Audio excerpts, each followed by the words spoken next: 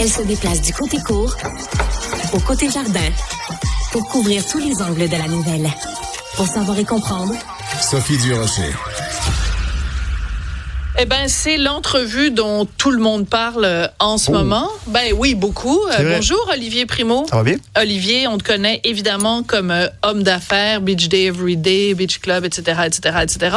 Mais là, tu te lances dans une nouvelle aventure. En fait, ton rôle maintenant avec un podcast, c'est de me voler mon travail? Non, me voler ma job? Voler la pas. job de Benoît Dutrisac?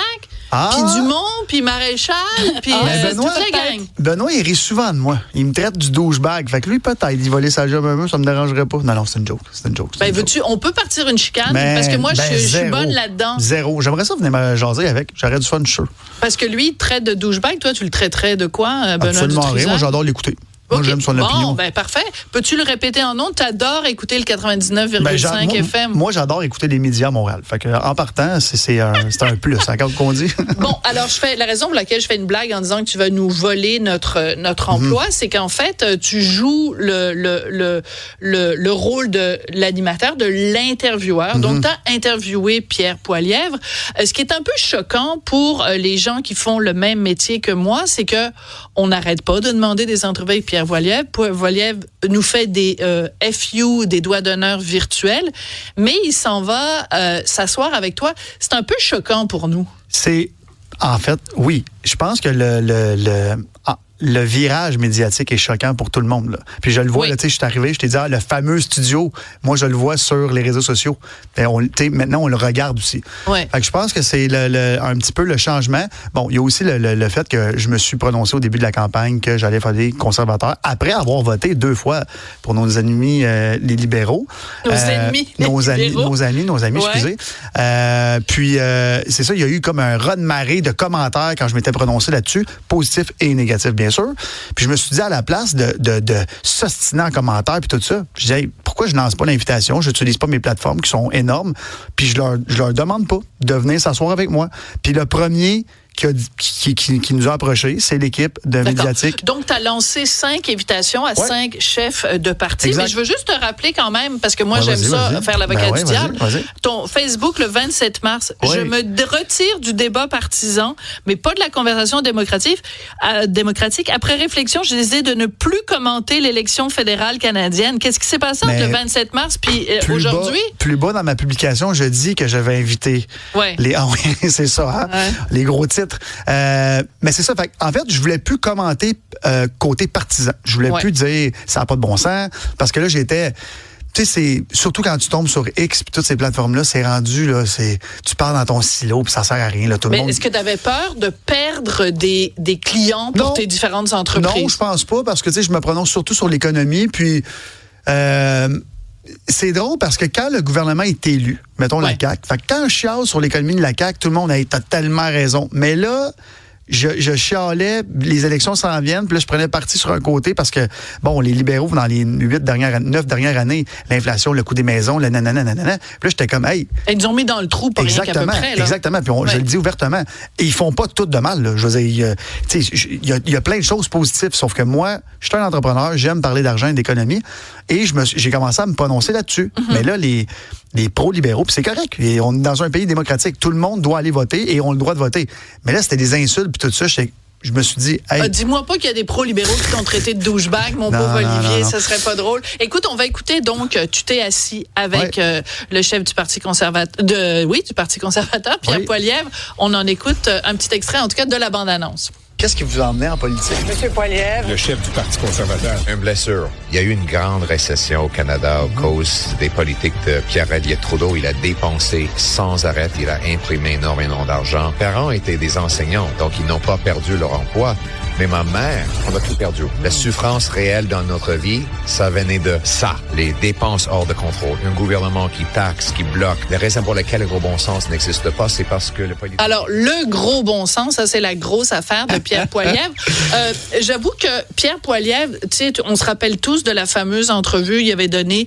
Il est approché par un journaliste au Canada anglais, puis il est en train de manger une pomme, Pierre Poilievre, puis il arrête pas de niaiser le journaliste, parce qu'il trouve que les questions de journalistes sont absolument niaiseuses. Est-ce qu'il y a eu la même attitude un peu baveuse avec toi? Du tout. Puis l'entrevue s'est très, très bien déroulée. Parce que tu étais complaisant? Non, ben c'est ça. J'ai hâte que les gens l'écoutent parce que j'ai eu beaucoup de commentaires aussi. On le sait que t'es conservateur. J'ai hâte que les gens écoutent. Et l'extrait que je mets ce soir, il va être en ligne à 18h ce soir, c'est « Parlez-moi ». Dites-moi pourquoi les femmes ont moins confiance au Parti conservateur et parlez-moi de votre position sur l'avortement. Je veux savoir, je demande la question là, directement parce que c'est un gros sujet. Okay. Et il répond. Mais tu comprends que, parce qu'on va regarder aussi un petit extrait, t'as mangé une poutine avec, parce que bon, t'es connu, tu te promènes partout à travers le Québec, tu fais des tests de poutine. Donc, puis c'est pas le poutine, celui qui est au Kremlin, là. Mais donc, tu fais des tests de poutine, mais je veux juste que tu comprennes, Olivier, c'est que c'est sûr que c'est un fin manipulateur, comme le sont tous les politiciens. Je dis pas qu'il l'est plus que les autres. Et c'est sûr que lui, il y a plus de capital politique à aller manger une poutine avec Olivier Primo qu'à s'asseoir devant Benoît Dutrisac ou Sophie Durocher qui vont lui poser vraiment des questions difficiles.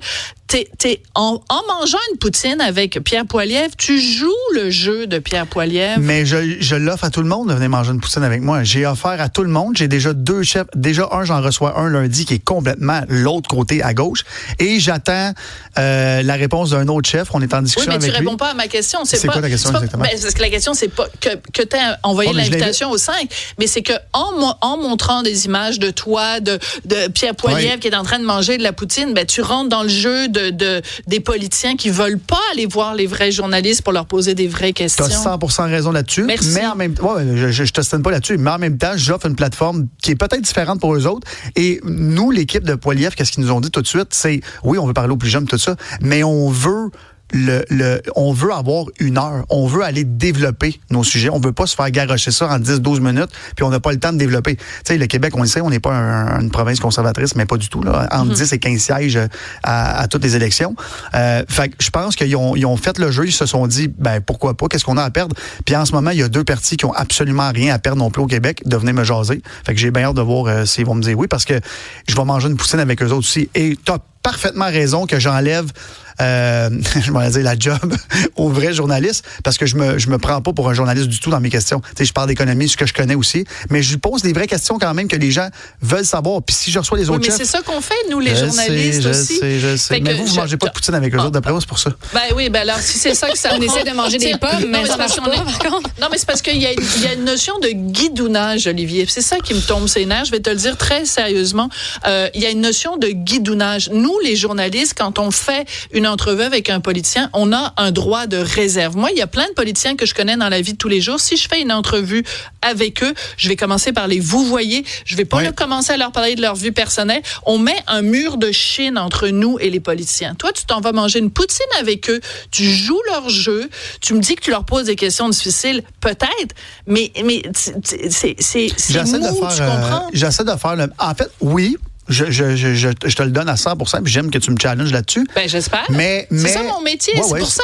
Mais je suis pas un politicien à moi. Non, mais ce que je veux dire, c'est que non, mais nous, on pose des questions difficiles à tout le monde. 100%. Puis c'est ça. Moi, ce que j'aime pas de la période actuelle, c'est qu'un politicien qui a le choix entre se faire confronter, puis je peux nommer des gens à Radio-Canada, puis à Cogeco, puis partout, plutôt que d'aller là, s'ils allaient là, et chez toi, moi, j'aurais pas de problème. Mais c'est qu'il y en a, comme Poilievre, il va pas là, mais il va chez toi. Il va aussi nulle part. Il va pas nulle part. Il est allé chez toi, puis il a mangé de la poutine. Je comprends, mais je suis pas un média, là. Tu sais, je veux dire, oui, dans le sens que j'ai une grosse visibilité, je le sais. Et je pense que l'autre chose aussi, tu sais, moi, quand j'ai donné ma plateforme, en fait, puis je leur ai offert ma plateforme, faut que les gens aient voté, c'est ça le but, là. Je veux dire, tu sais, là, on critique parce que nous, on va voter puis tout ça, mais ceux qui parlent fort ne vont même pas voter. Tu sais, c'est pas normal que les 18-24 ans, la dernière élection, il y a même pas 45% qui sont allés. Bon, alors, je vais te retourner le compliment. Là, je suis d'accord avec toi. Et c'est vrai que si toi, tu peux aller parler aux jeunes et les encourager à voter, c'est bon. Oui, mais moi, je me demandais, est-ce que Olivier Primo, vous lui avez posé la question à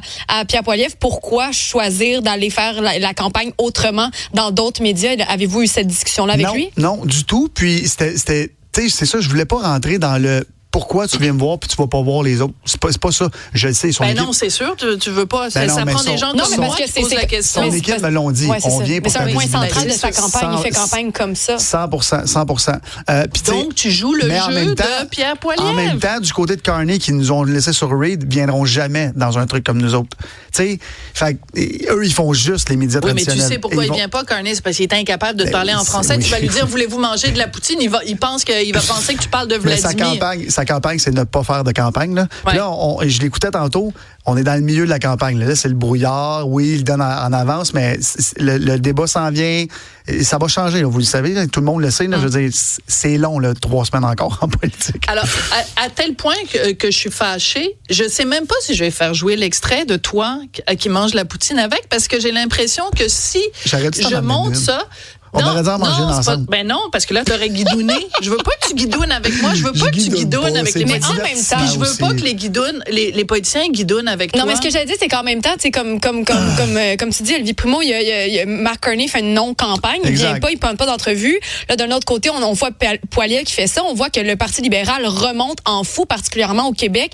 Est-ce que c'est pas une opportunité aussi pour les Québécois et Québécoises d'entendre Pierre Poilievre sur le long? La seule chance, peut-être. Moi, ce que j'ai dit, c'est pas pour prendre position, mais tu sais, moi, je suis d'accord avec cette façon de faire aussi. Parce qu'il vient pas dans les médias. Mais non, mais s'il faisait les médias traditionnels et les médias un peu de clou-clown, là, merci, c'est un peu ça, là. C'est gentil. Mais je suis pas média, fait que je m'en fous. Moi, j'aime ça. Moi, je fais du divertissement dans la vie. Dis-moi pas que ça te fait de la peine que je dise que ton... Mais non, on va l'écouter. Moi qui est journaliste, je vais l'écouter, cette entrevue-là. Tous les journalistes m'ont écrit pour me dire, on a vraiment hâte. Puis j'écoutais ce matin une station adverse.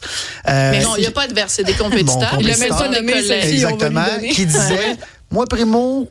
m'intéresse pas pendant tout ce qu'il fait, mais je vais quand même écouter. Je pense que c'est ça qu'il voulait, parce que les journalistes vont couvrir son entrevue. Préviens ton attaché de presse, parce que là, on devait recevoir Non, mais c'est parce que c'est pas le fun non plus. J'ai écrit là. Elle a pas envoyé l'entrevue. Fait que là, moi, je me disais, je vais recevoir Olivier, puis j'ai juste les extraits, c'est normal. Il y a aucun média qui a reçu les extraits. Là, j'apprends qu'il a envoyé les extraits partout sauf ici. Fait que je m'en allais dire, tu veux-tu un scoop, la note de sa poutine, mais j'ai déjà publié hier. Puis là, Puis M. Poilievre, il dit 7.1. Je l'ai regardé en voulant dire, mais non, tu peux pas dire ça, 7.1. Oui, mais ça, je l'ai vu. l'extrait avec la poutine. C'est juste, je le ferai pas jouer. Vous irez voir. Vous irez voir la guidoune à Primo. Ah ouais, guidouner avec l'autre guidoune, là. Toutes des guidounes en politique. C'est de bonne guerre.